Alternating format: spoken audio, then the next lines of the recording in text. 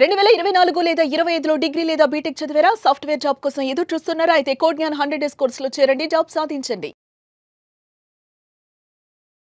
నమస్తే, welcome to our channel. ప్రస్తుతం అంతా ఉన్నారు న్యాయపరంగా మనకున్నటువంటి సందేహాలకి డీటెయిల్డ్గా సమాధానాలు అందించడం కోసం అడ్వకేట్ రాధిక గారు యార్లగడ్డ. నమస్తే అమ్మ. నమస్తే ఝాన్సీ. రాధిక గారు, చాలామంది వీలునామా రాస్తూ ఉంటారు. అసలు ఈ వీలునామా అంటే ఏంటి? ఏ సందర్భాల్లో ఈ వీలునామా రాయాలి? వీలునామా అంటే ఝాన్సీ, ఎవరైనా రాయొచ్చు. అది రాసే అధికారము ఎవరికైతే ఆస్తులు, మూవబుల్స్, ఇమ్మూవబుల్స్ వాళ్ళకి సంబంధించింది ఉంటుంది. ఈ వీలునామా అనేది ఆ మనిషి తదనంతరం అమల్లోకి వస్తుంది. ఓకే, అంటే చనిపోయిన తర్వాత తనకున్న ఆస్తిపాస్తుల్ని, లేకపోతే ఇంకా స్థలాలు, ఇళ్ళు, లేకపోతే ఇంకా డబ్బు, బంగారము, ఆస్తులు ఏవైనా సరే ఆ వీలునామాలో రాసి ఎవరెవరికైతే ఎంతెంత వరకు ఇవ్వాలో ఆ వీలునామా ద్వారా తెలియజేస్తారు. ఓకే, అసలు వీలునామా అంటేనే చనిపోయిన తర్వాత వచ్చేది అని అర్థమా మేడం? అవును, వీలునామా అంటేనే దాంట్లో ఉన్నది ఏదైతే ఉందో, ఆ వీలునామాలో ఏమేమైతే పొందుపరిచారో అవి ఆ వ్యక్తి రాసిన తర్వాత, ఆ వ్యక్తి చనిపోయిన తర్వాత అమల్లోకి వస్తుంది. ఓకే, అమల్లో దాన్నే వీలునామా అంటారు. ఓకే, ఒక్కసారి వీలునామా రాసాక బ్రతికుండగా దాని మీద మనకి ఎటువంటి రైట్స్ ఉండవా? ఉండవు. బతికుండగా ఏమీ ఉండవు. ఆయన చనిపోయిన తర్వాతే ఆయన కావచ్చు, ఆవిడ కావచ్చు, ఎవరైనా రాసుకోవచ్చు, ఎవరికైనా రాసుకోవచ్చు వీలునామా. ఓకే, సో ఎవరైనా రాసుకోవచ్చు.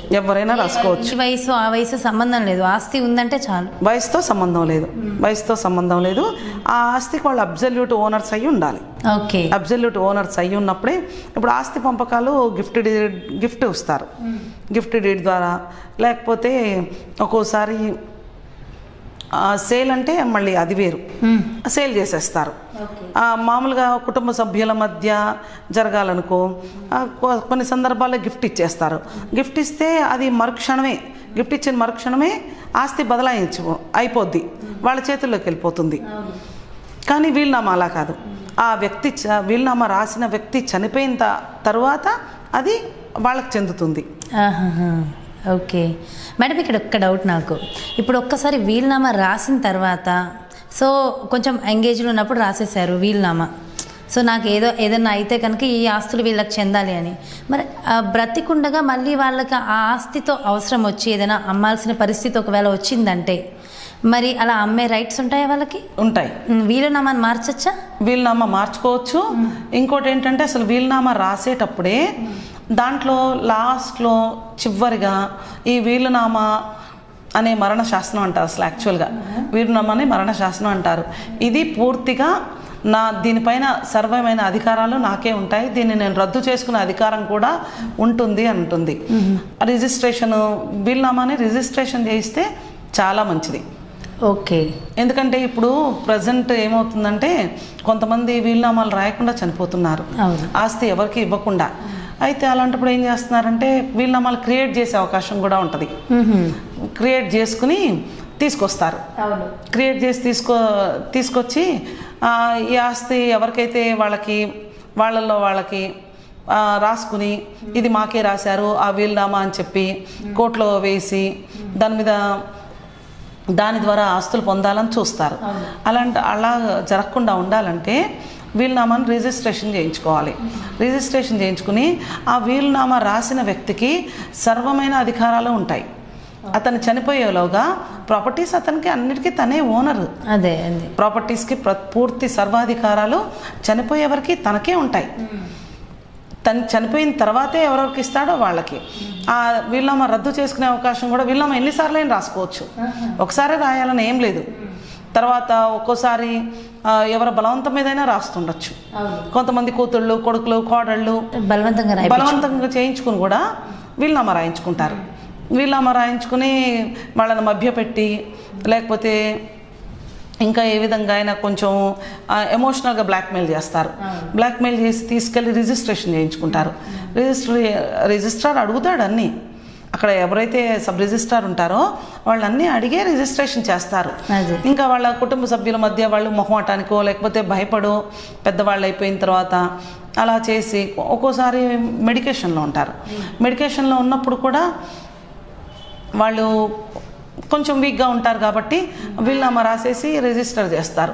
తర్వాత వాళ్ళు కోలుకున్న తర్వాత వాళ్ళకి ఆస్తులు మేము సరిగ్గా చేయలేదేమో అని, పంపకాలు సరిగ్గా జరగలేదేమో, లేకపోతే నేను సరిగ్గా రాయలేదేమో అని వాళ్ళకే కొన్ని డౌట్స్ వస్తాయి. వచ్చినప్పుడు అలాంటప్పుడు కూడా వాళ్ళు రిజిస్ట్రార్కి మళ్ళీ ఒక లెటర్ పెట్టి ఆ వీలునామాను రద్దు చేసుకోవచ్చు. రద్దు చేసుకుని మళ్ళీ ఇంకో వీలునామా రాసుకోవచ్చు. కానీ వీలునామా ఎప్పుడు కూడా రిజిస్ట్రేషన్ చేయించుకుంటే చాలా మంచిది. రిజిస్ట్రేషన్ అంటే యాక్ట్లో అయితే రిజిస్ట్రేషన్ చెయ్యాలి కంపల్సరీ అని లేదు. ఓకే. కాకపోతే ఇప్పుడు చాలా లీగల్గా ప్రాబ్లమ్స్ చాలా వస్తున్నాయి. రిజిస్ట్రేషన్ అన్రిజిస్టర్డ్ వీలునామాని దాన్ని మనం ఎగ్జిక్యూట్ చేసేటప్పుడు చాలా ప్రాబ్లమ్స్ వస్తాయి. ఓకే. వీలునామా రాసినప్పుడు ఒక ముఖ్య విషయం ఏం గమనించాలంటే వీలునామా ఒక 2-3 పేజెస్ వస్తుంది. వచ్చినప్పుడు ప్రతి పేజ్లో కింద సిగ్నేచర్ చేయాలి. అదే ప్రతి పేజ్లో కింద సిగ్నేచర్ చేసి చివరిలో కూడా మళ్ళీ 2 విట్నెస్లు ఉండాలి. 2 విట్నెస్లు ఉండాలి. మళ్ళీ ఆ వీలునామా ఎవరి దగ్గర అయితే మనం పెడుతున్నామో అది కూడా రాసి ఉండాలి. ఓకే. ఒకరికి ఆ వీలునామాని పూర్తి బాధ్యత అప్పచెప్పాలి. ఆ చనిపోయిన తర్వాత ఎవరి దగ్గర అయితే వీలునామా ఉంటుందో వాళ్ళు తీసుకొచ్చి ఆ వీలునామాను ఎగ్జిక్యూట్ చేయడం జరుగుతుంది. ఓకే. మరి కొన్ని సందర్భాల్లో వీలునామా రాస్తారు, అది వేరే చోట ఎక్కడో పెడతారు, అసలు చేరవలసిన వాళ్ళకి చేరదు. సో ఇంతకుముందు మనం మాట్లాడుకున్నట్టు దొంగ వీలునామా ఇంకొకటి వేరే వాళ్ళు క్రియేట్ చేసుకునే అవకాశాలు ఉంటాయి. మరి అలాంటి సందర్భాల్లో ఏది దొంగ వీలునామా ఏది ఒరిజినల్ అనేది ఎలా తెలుసుకోవాలి? ఈ వీలునామా రాయింది కుటుంబ సభ్యులకి అందరికీ తెలియకపోయినా కొంతమందికి తెలుస్తుంది. ఓకే. చెప్పి ఉంచుతారు, ఖచ్చితంగా చెప్పి ఉంచుతారు. చెప్పకుండా అయితే ఉండరు. అందరికీ తెలియకపోవచ్చు. కొంతమంది యుఎస్లో ఉంటారు. ఇప్పుడు ప్రజెంట్ అందరూ ఇక్కడే ఉండాలని లేదు కదా. కొంతమంది వేరే దేశాల్లో ఉంటారు, ఇంటికి దూరంగా ఉంటారు. వాళ్ళందరికీ తెలియకపోయినా కొంతమందికి మాత్రం ఒకళ్ళో ఇద్దరికో తెలిసి ఉంటుంది. తెలుసున్నప్పుడు అది ఎగ్జిక్యూషన్ ఈజీగానే ఉంటుంది. ఒక్కోసారి ఏవైతే క్రియేటెడ్ వీలునామాస్ ఉంటాయి, క్రియేటెడ్ వీలునామాస్ని కోర్టులో ఎగ్జిక్యూట్ చేయడానికి తీసుకొస్తే అది వీలునామా రాయని విషయము వేరే ఫ్యామిలీ మెంబర్స్ తెలుస్తుంది, క్రియేట్ చేసుకొచ్చారు వీళ్ళు అని. అప్పుడు వాళ్ళు కూడా అబ్జెక్ట్ చేస్తారు. ఖచ్చితంగా చెయ్యాలి కూడా. ఎందుకంటే వాళ్ళ ఫేవర్లో వాళ్ళు రాసుకుంటారు. అన్యాయంగా ఇల్లీగల్గా వాళ్ళు ఆస్తులు వాళ్ళు పొందే ప్రమాదం ఉంటుంది. అందుకని వీళ్ళు అబ్జెక్ట్ చేసి అది ఏవైతే సిగ్నేచర్స్ ఇవన్నీ కూడా డిఫర్ అవుతాయి. అవి అన్నీ కూడా ల్యాబ్స్కి పంపించి టెస్ట్లకు పంపించి అది కరెక్ట్గా వీలునామా ఆ వ్యక్తే రాశాడా లేకపోతే దొంగ వీలునామాలు సృష్టించి తీసుకొచ్చారా అనేది కోర్టు నిర్ణయిస్తుంది. ఓకే. మరి ఒక్కసారి వీలునామా రాసి ఒకవేళ ఆ వ్యక్తి కనుక మరణించిన తర్వాత ఆ వీలునామా కోసం కూడా చాలామంది మళ్ళీ ఇష్యూస్ అవుతూ ఉంటాయి కదమ్మా. సో అలాంటి సందర్భాల్లోనే కోర్టుకు వస్తారు. అలాంటి సందర్భాల్లోనే కోర్టుకు వస్తారు. వీలునామా ఎప్పుడైతే క్వశ్చన్ అవుతుందో వీలునామాని ఛాలెంజ్ చేయడానికే కోర్టుకు వస్తారు. అసలు యాక్చువల్గా ఈ వీలునామాలు ఎలా రాస్తారంటే ప్రాపర్టీస్ ఫ్యామిలీ మెంబర్స్లోనే డిస్ట్రిబ్యూషన్, స్టాంప్ డ్యూటీలు మెయిన్ స్టాంప్ డ్యూటీలు కట్టకుండా స్టాంప్ డ్యూటీలు ఎక్కువ అవుతాయి కదా రిజిస్ట్రేషన్కి. స్టాంప్ డ్యూటీలు తప్పించుకోవడానికి వీలునామాలో రాస్తే వాళ్ళ తర్వాత వాళ్ళల్లో వాళ్ళు ఆస్తి పంపకాలు చేసుకుని పొలం అనుకోండి, పొలం అయితే 4 కొడుకులు ఉంటే 4 కొడుకులకి ఇచ్చేస్తే వాళ్ళ తర్వాత తీసుకెళ్ళిపోతే ఎంఆర్ఓ ఆఫీస్కి అక్కడ తహసీల్దార్ ఆఫీస్కి తీసుకెళ్ళిన ఎంఆర్ఓ ఆఫీస్కి తీసుకెళ్ళిన ఆ వీలునామాని ఆధారంగా చేసుకుని పాస్బుక్లో అవి ఇష్యూ చేస్తారు. అలా చేసుకోవడానికి అవకాశం ఉంటుంది. ఓకే. మెయిన్ వీలునామా పర్పసే అది. ఓకే. సో తర్వాత వాళ్ళ తదనంతరం కూడా అది ఎట్లా సెట్ అవుతుంది అనే దాన్ని బేస్ చేసుకుని వీలునామా పర్పస్. మరి వీలునామా రాయకుండా కూడా చాలామంది మరణిస్తారు.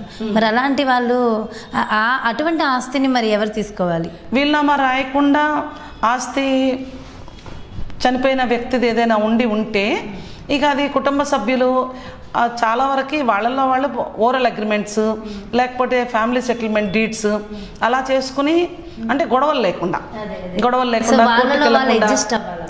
వాళ్ళల్లో వాళ్ళు పార్టిషన్ చేసుకోవచ్చు.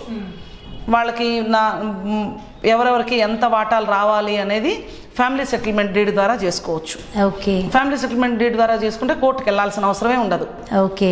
ఇప్పుడు ఒక సర్టన్ ఏజ్ వచ్చిన తర్వాత హస్బెండ్ సడన్గా చనిపోతారు 60+ తర్వాత, మరి వీలునామా రాయకుండా చనిపోతారు. సేమ్ అదే ఆస్తి తనది లాగా తీసుకుని వాళ్ళ వైఫ్ ఎవరైతే ఉన్నారో భార్య వీలునామా రాసే రైట్స్ ఉంటాయంటారా? ఉండవు భార్యకి, ఎందుకంటే అతను ఎవరికి రాయలేదు కదా. ఆమెకి అసలు వీలునామా రాసే అధికారం ఉండదు, ఎందుకంటే తను ఆ ప్రాపర్టీ ఓనర్ అవ్వదు. 40-50 సంవత్సరాలు ఆయనతోనే కలిసి కాపురం చేస్తుంది కదా ఆవిడ, అయినా సరే ఎటువంటి రైట్స్ ఉండవంటారా? బట్ ఇన్ఫర్మేషన్ అంతా అయితే తెలుసు ఆవిడికి, బట్ ఓన్లీ రైట్స్ మాత్రం ఉండవు. ఆస్తి వాళ్ళిద్దరూ మాట్లాడుకుంటారు. చాలా విషయాల్లో ఇలా జరిగింది కూడా. ఎందుకంటే హస్బెండ్ ఒక్కోసారి హెల్త్ బాగుండనప్పుడు వాళ్ళిద్దరు మాట్లాడుకుంటారు. ఆస్తి మొత్తం నీ పేరు మీద రాస్తాను, రాసి ఎవరెవరికి ఇవ్వాలో చెప్తాడు ఆయన. కానీ ఇదేంటంటే వ్రాతపూర్వకంగా జరగదు, మాటల్లో అనుకుంటారు, వాళ్ళు మాట్లాడుకుంటారు.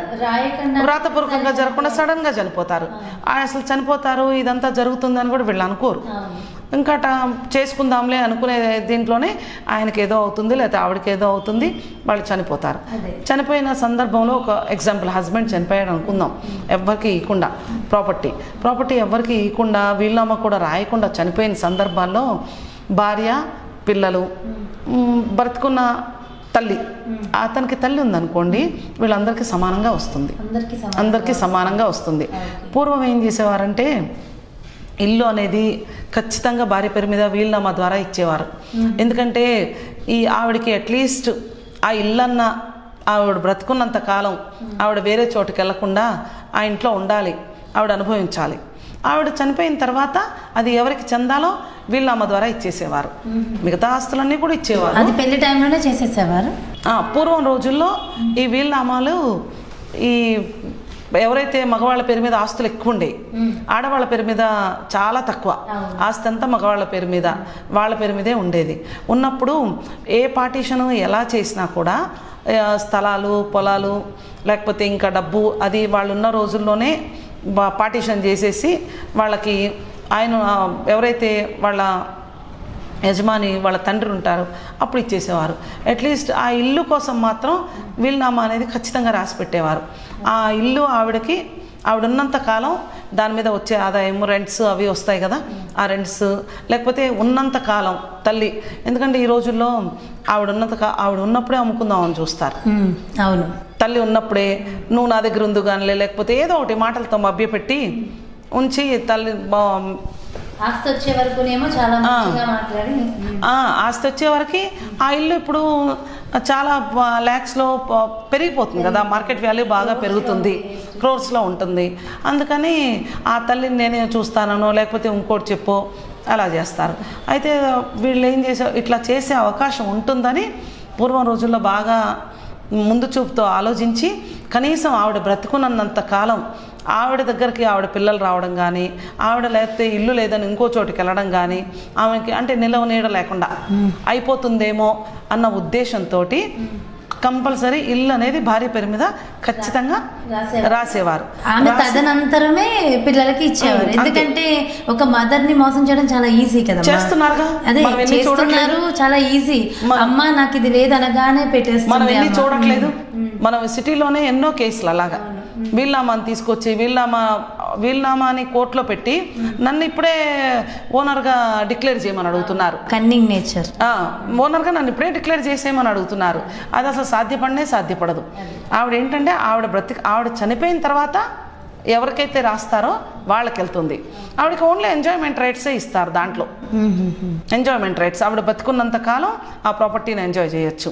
దాని మీద రెంట్స్, లేకపోతే ఆవిడ రెంట్కి ఇచ్చుకోవచ్చు, ఏదైనా చేసుకోవచ్చు. ఓకే, అట్లీస్ట్ ఆవిడని ప్రొటెక్ట్ చేయడానికి. ఓకే, సో ఆవిడ బ్రతుకున్నంత కాలం ఆవిడకి నిలువ కూడా వీలునామా ద్వారా చేసేవారు. ఓకే, సో వీలునామా వెనకాల ఇంత రహస్యం దాగుందమ్మా. చాలా చక్కగా ఎక్స్ప్లెయిన్ చేశారు. Thank you so much. Friends మరి చూసారు కదా వీలునామా అంటే ఏంటి, అసలు ఏ సందర్భాల్లో వీలునామా రాస్తారు, వీలునామా ఒకసారి రాసిన తర్వాత దాన్ని ఎన్నిసార్లైనా మార్చుకోవచ్చు, ఈ డీటెయిల్స్ అన్నీ కూడా ఈ వీడియోలో ఉన్నాయి. ఫ్రెండ్స్ మా వీడియో కనుక మీకు నచ్చినట్లయితే లైక్ చేయండి, షేర్ చేయండి, మరిన్ని వీడియోస్ కోసం మా ఛానల్ని సబ్స్క్రైబ్ చేసుకోండి.